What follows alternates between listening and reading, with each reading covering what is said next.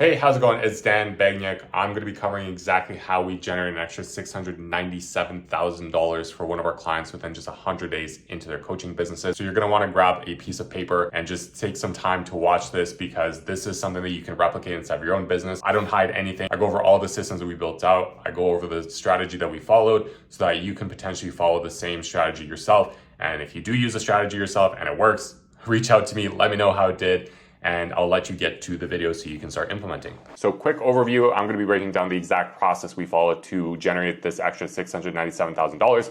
I won't be hiding anything. And just to show proof, as you can see, so from September 22nd to December 31st, which is exactly 100 days apart since we started working together, you can see that annualized, it comes down to $697,000. So we collected about 667, but then we had some monthly payments coming in. Interestingly enough, within 5 months, we were able to cross the $1 million mark. So this is one of the tracking links that we use, and then this is another link that we use as well. So combine these two, it comes to over $1 million.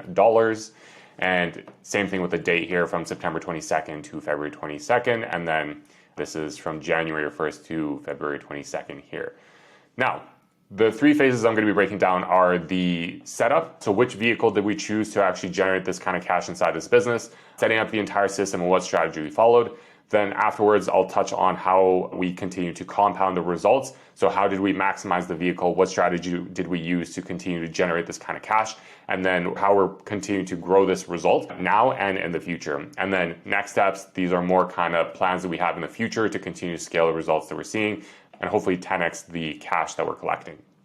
So the setup phase, just to give you some quick context, this client specifically, they were primarily running paid ads. So between TikTok, Facebook, and YouTube, they were spending about 15K a day.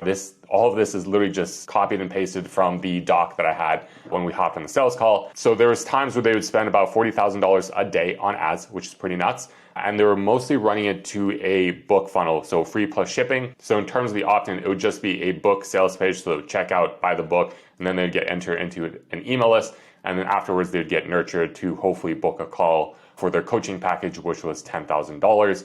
This client specifically is an Airbnb coach. They're working in the Airbnb industry. You'll see exactly who it is later. But this is the kind of strategy they were following with their marketing. They also had a $20K offer with more one-on-one coaching, and they were also working on a $50K mastermind at that time. The problem is, though, they were sending very little emails to the coaching buyers.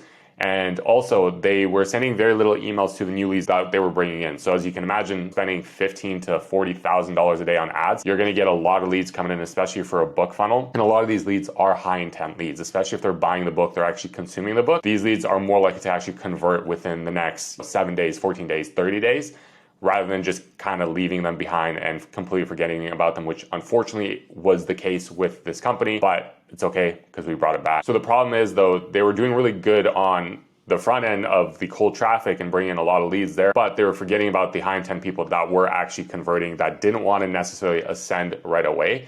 So they weren't actually being hit up. They weren't hitting up their coaching buyers. They weren't hitting up potential leads that could become coaching buyers. Now, they did have some automated sequences like abandoned cart, pushing people to a call at the beginning. The problem is, though, they didn't have anything consistent built out. They were doing anywhere between $500,000 to $800,000 a week just from paid traffic. And they had a list of about 700,000 people, which actually ended up being close to 570,000 people when they cleaned it before we came on. And that's a lot of people to hit up, and that's a lot of people that potentially want to buy. And again, the problem is they weren't actually tapping into that at all. So there's a lot of cash that's being left on the table. As you can see here with the numbers, they're doing crazy numbers. They're getting 600 to 1,000 opt-ins into the emails, 100 book buyers a day. Again, these are high intent leads. So if they're to actually consume the book, read it, and then spend time within the ecosystem of this company, then they're more likely to convert as soon as they book a call. But the problem is there was no set system to get them on a call. And that's kind of where we came in. So the vehicle that we chose to actually create this extra cash flow for the business was email.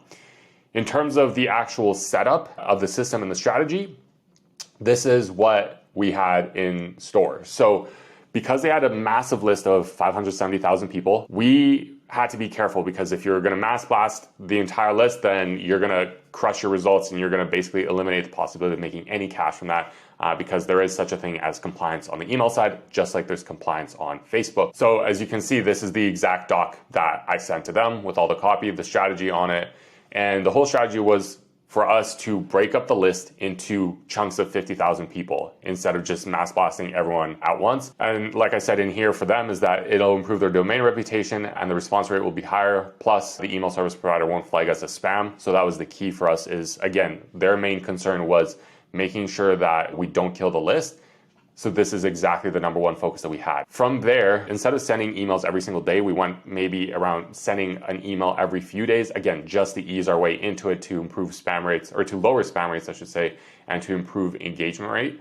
And this is the example I gave them. So email 1 will go out to the first 50K chunk, then the same email will go out to the other 50K chunk on day 3, day 5, same email goes out. So what we did is we basically broke up the list and then sent each chunk the same email until we got through that entire chunk.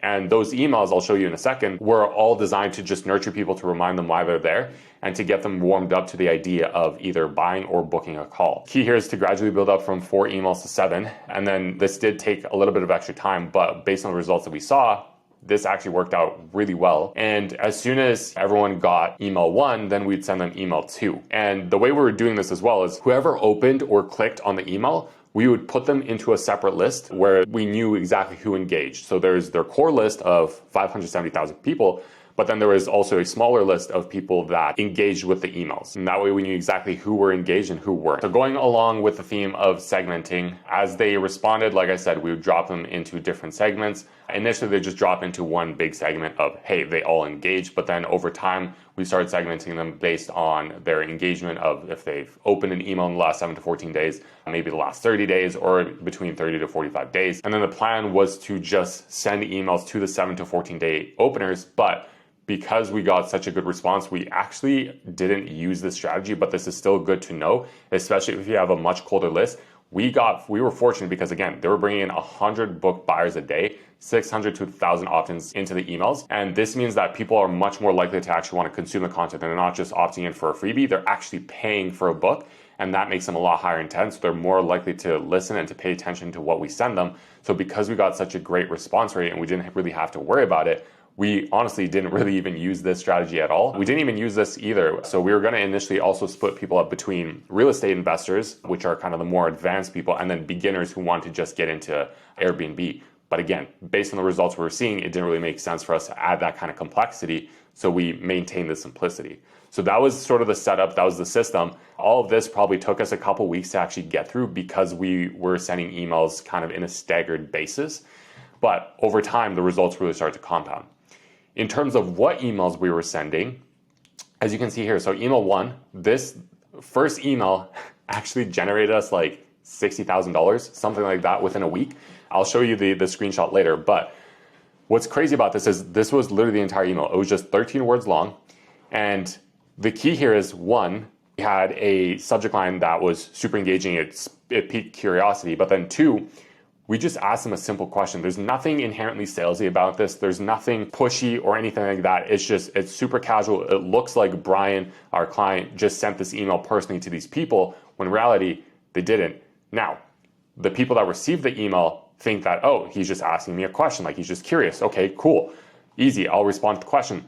But the strategy that we had was whoever responded to this not only got segmented as engaged, and again, this also shows more intent, but when they responded, we had setters go in and just go back and forth with these leads and book them on a call. And this is exactly how we're able to generate $60,000 plus just from this one email with 13 words long, is because we leveraged the element of curiosity and as well as setters that could actually book the calls in and then closers that closed it. So that was email 1. So this is what I meant up here is day 1, email 1 goes to 50K. So we sent this email to each 50K chunk. We probably had 6 to 8 lists of 50,000 people. We blasted through all of them, got responses, booked as many calls as we could. Then we moved on to email 2. And same thing, we would send this to each chunk of 50,000 people and then go from there. And here, the whole point was just to remind them why they're here, how they even got into the list, whether they bought different books or watched certain trainings, whatever it was. And then we started selling them on why Airbnb is such an important opportunity to get into. We gave them free gifts, added credibility points, and then also gave them an opportunity to just unsubscribe because, again, these people have not heard from this company specifically, from Brian in, I don't know, like years, months, whatever it is. So some of them naturally don't want to be there. And what we did is we just easily gave them an opportunity to unsubscribe, because if we didn't give this to them, they're more likely to report us as spam, especially if they're too lazy to unsubscribe. So we make it super obvious, super easy for them to unsubscribe to reduce our spam rates. And then again, we ask them another question to hopefully spike another conversation that the setters can take over and then book more calls. And then email 3, again, we're just kind of hyping this up. At this point, we started sending to the full list. So we went from a cold list of 570,000 people. We whittled that down all the way to about anywhere between 180 to 200,000 people, which again, we did lose a lot of leads, but that's just in the natural reality of if you're spending that much on ads, but you're not actually tapping into your email list and you're not tapping into the leads that came through but haven't bought right away, they're probably just going to get lost. So it is what it is, but we decided to focus our energy on what we had instead of what we lost. So we kept going. So email 3 now went out to people that actually engaged. And here we just kind of told them that the odds are stacked in your favor. Again, selling why Airbnb is such an important opportunity to get into right now. We gave them a bunch of credibility points, get started in a bunch of different countries and cities, how much it was worth, and tease them with the fact that like, hey, if you have the right roadmap to follow, then you're going to be set. And again, gave them a credibility point of how many people we've actually helped. So again, just nurturing people, planting the seed here, showing them like, hey, you really want to consider this Airbnb thing. Then email 4, this was the proof email. This is where we show credibility. So we have a screenshot from their community, and then again, we just talk about it. We acknowledge that it's scary. We tell them why the B&B formula, the company we're working with, is actually designed to help their students get their first property. We give them this credibility point. We show them that other people have done it to give them faith that they can do it themselves. And then we give them a call to action to actually book a call. And this is where things really start to pick up. Now that we're starting to book a call, now that we're kind of past that nurturing phase, past that warm-up phase, now we're focusing on calls booked to generate more results. Then here we just handled the objection of like, why would I start Airbnb instead of just investing in real estate? We did that. And then touching on the skepticism they have, or touching on maybe some objections they have of what they don't need. So again, this is kind of like the inverse of what do I need to get started? But instead it's like, no, what do you not need? And it's things that you don't need to pay for a mortgage. You don't need to own any properties. It's the things that put people off from actually investing in real estate, because it does add a lot of bandwidth to your plate. It does add a lot of stress potentially to your plate as well. So we got rid of that. We're selling the opportunity of Airbnb and why it's so important to get into it now. And then again, we gave them another sort of credibility piece, another screenshot to show them like, hey, we had students that made this work. You can make this work too. So that was our entire strategy for A, warming up people, B, nurturing them, and then C, turning them into clients. Pretty simple. Now, the results that we saw are pretty crazy. And this is a text that I sent a few months ago to one of their head of techs to just check how many calls and sales we were bringing in before we actually came in. The crazy thing is they didn't really have anything that they were running to their emails at all. Even here, I asked them, so there were no calls or sales being made from your guys' list prior. Based on this guy was their like head of sales? No. So they were building up an asset, like he said, and then we started tapping into it. And as a result, what ended up happening is within the first 7 days, we brought in $63,500. Then within 30 days, we brought in $110,000. Within 60 days, they had collected $448,000. Within 90 days, they had collected about $675K. And then within 100 days, as you can see, they were at $697,000. So these results really compounded fast. Now, in terms of phase 2, which is the compounding phase, how do we keep this going and how do we maximize the vehicle and the strategy? Well, we went from emailing people every other day to then daily. And that is the key for us, is we email daily because we want to stay at the top of mind for all these people that pay attention to us, because the more you can show up in front of somebody, the more likely they're actually going to buy. So what we did is we kept sending emails. We tested different angles. We tested different things to see what performed the best. And I'm going to share the top 20 emails. I'm not going to scroll through all of them, but I'm going to share a couple of the top 20 emails that we saw to really just show you what type of emails we were writing and why they converted so well. So this is the top performing email we had as of probably the end of 2023. And it had the 71% open rate. So again, imagine we were emailing anywhere between 180,000 to 200,000 people. To get this many people opening is pretty good. So subject line was, I lost everything, creates a lot of drama. And then I just told the story of how Brian Page, our client, just struggled with real estate, struggled through the 2008 financial crisis, but then how he was able to bounce back using Airbnb. Then number 2, very high open rate, but handling the objection of why Airbnb beats real estate investing every single time. So if people are on the fence and they're like, well, I should probably invest in real estate because it's been known for decades as the best wealth building vehicle there is, well, not anymore. Airbnb has taken this place, and this is why. And then we're now educating them on why Airbnb is the opportunity to start right now. Email 3, this is the highest click-through rate that we've gotten. And now I do realize that click-through rates, you do want to aim between 1 to 2%.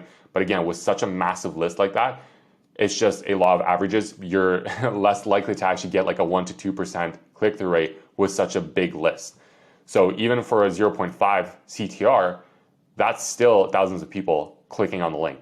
So with here, the $301,000 Airbnb roadmap, this is all about sharing how Brian got into Airbnb, what he made in his first year, and then kind of educating people is like, hey, this is how you can do the same. And then that's all we did throughout the different emails is we just handled the objections they had. We gave them faith by showing them that other people did the same and by showing them that Brian did the same. We built a gap by showing them what's possible and where they're at right now and how BNB Formula can actually close that gap for them. So we used a lot of different strategies here to really solidify people's beliefs that, hey, Airbnb is the opportunity for me. So you can pause this video and just read some of these emails if you're really curious. But that was the key for us, is just sharing a bunch of proof, giving people hope and building aspiration within them by showing them the opportunity of Airbnb, selling them on the actual opportunity of Airbnb, and then handling any doubts or skepticism that they had about it. I'm gonna dive deeper into this. This is a separate training that I made, so I'm not gonna go too deep into this, but there are 7 different emails that we use to actually help our clients hit 7 figures in extra cash collected per year.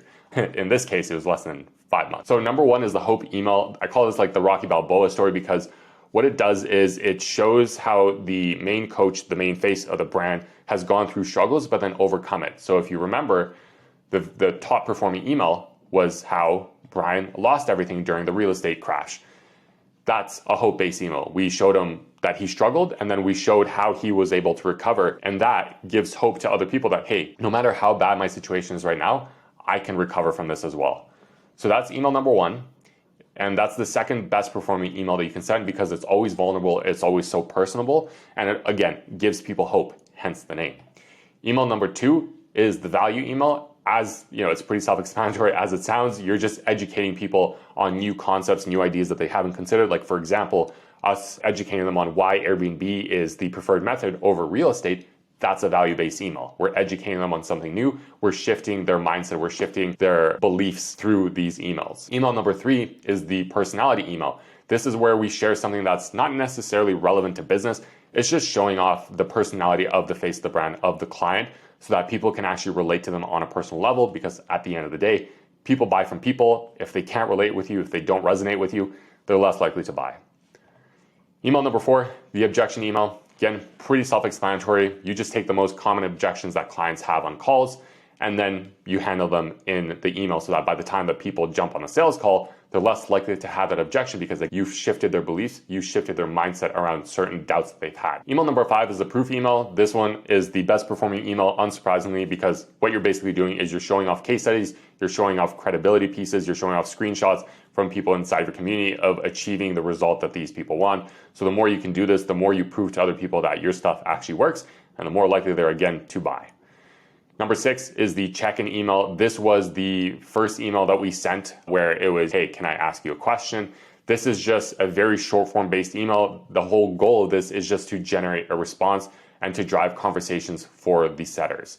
And then email number 7, the final email, is the direct email. And this is the classic, like, hey, I'm looking for X amount of people that are looking to achieve Y result within Z time frame. This one books the most amount of calls, but you want to be really careful with email 7 and even email 6, the check-in email. You do not want to be sending these every single week or every single day because you're going to burn your list out. People catch on to patterns really fast, so don't burn them out. Just send these once a month and then maintain the effectiveness of these emails over the long term. So that's the strategy that we ran with in terms of compounding the results. in terms of actual growth of the list and growth of the overall revenue, what we did is focus on refilling the list with new leads. And the main thing we're doing here is through paid ads. And because they're making an extra $150,000 to $200,000 per month at this point from emails, they're able to reduce their ad costs and if not boost their ad budget because they had this new cash flow coming in. Now, in terms of the next steps of actually creating long-term scale with this brand is we're focusing on just reducing ad costs. Again, the more we can generate cash outside of ads, whether it's bringing people in organically, converting them in the back end with emails, the better it's going to be for our client because they're going to be able to boost their profitability, which means that they're able to invest more into marketing, more into team, or again, maybe dump more cash into ads so that we can really get the flywheel going. So that's the number one focus. And the new thing that we're actually going to be looking into is YouTube, which plays a massive role in actually building brands and building brand equity inside of other companies. And to show you the effectiveness of this, the coaching space is indeed going through a revolution. And it's only going to get more prevalent. People's wallets are tightening. Many of them have been burnt too many times before. So they've become more jaded and skeptical than ever. And because there's so many coaches just entering the space and creating these coaching companies because the barrier of entry is so low, it creates choice overload where people have so many choices that they don't make any because they just don't know who to trust. And this is why ad costs continue to rise. So what happens for a lot of people is their only option is to spend infinitely more to acquire the same client instead of just using YouTube, which drives leads and drives high intent leads especially and drives traffic for completely free using their algorithm. And this is really evident based on people like Iman Gadzhi, Alex Hormozi, Sam Ovens, many others have gone on the YouTube trend early because of this. And you can see here in a sec, Iman, for example, basically posted a VSL on his YouTube channel, which is very smart because people don't even know this is a VSL. Even some of the smartest marketers don't notice that it's a VSL, but it is. Now, to show you something even crazier is this video got 8.9 million views, which imagine getting 8.9 million views on any VSL. Even if you got a 1% conversion rate at that, you're generating a lot of extra cash from that. If you were to focus on paid ads to acquire the same kind of reach, you would pay a lot. So the fact that he was able to get this many views on a VSL is crazy enough. But funny thing is, this was posted 2 years ago, yet he's repurposing this video because he's changing the title to 2024. And this is the power of YouTube again. You can make a video, post it today, and then 1 year later, 2 years later, 3 years later, it can still generate high intent leads for you. It can still book calls for you and generate sales. And Iman, he just redirects people to his landing page for his offer. And the best thing that he does is with his other video, the Insane Watch Collection, which has nothing to do with business, which also gets millions of views, he redirects that attention back to the VSL, which is why this VSL has so many views. But he uses his other content to springboard people into the VSL and move through the sales process. But again, they don't notice the sales process at all. So if you haven't caught on what he's doing, he's leveraging YouTube's growth focus algorithm to acquire free traffic while everyone else is paying for that same traffic. So as you saw above, Dan Kennedy famously said that he who can spend the most to acquire a customer wins. The tables are turning. That's not necessarily going to be the case. And this is why we're focusing on YouTube for this client specifically because they have such a high ad spend. If we can tack on YouTube to that to generate organic high intent leads, they're able to double down more into ads if they want to scale even further, or they're able to reduce their ad costs in general. Other people are also doing this as well. Alex Hormozi is doing this in a similar way. You can see 3.4 million views and he redirects people back to his website. Same thing with Charisma on Command. I purposely chose a smaller view count video just to show you that it works either way, but they're driving people back to their course. So this is just some of the ways that people are actually using YouTube to, again, leverage free traffic instead of paying for that same traffic. So like I said, they make the sales process invisible to everyday people because it's on YouTube and people go to YouTube to learn. YouTube is an education platform or an entertainment platform. The hilarious thing is they will skip the ad to watch the real ad, which is the video. Number two, every video acts as like a VSL that sells their brand, their knowledge, and their offer. And then number three, they engineer the content for it to be bingeable and drive the attention back to their other assets, whether it's other videos, maybe lead magnets, websites, whatever it is. So that's one of the big focuses that we have with this client is just developing their YouTube brand so they can have more authority in the space, but also just cut down on ad costs by generating free organic high intent leads instead of just paying for those same leads. So this is the entire breakdown of how we added an extra $697,000 in 100 days, how we're able to make them over $1 million in 5 months. We're approaching $2 million now pretty quickly. And then also just the next steps that we have for them around YouTube and building out their brand. So Hopefully this was helpful. Feel free to take some of these to scale up your own coaching business and implement some of these systems inside of your organization. We've done this with multiple clients and it's worked really well. I know for a fact it's just going to work well as long as you have the proper front-end systems in place.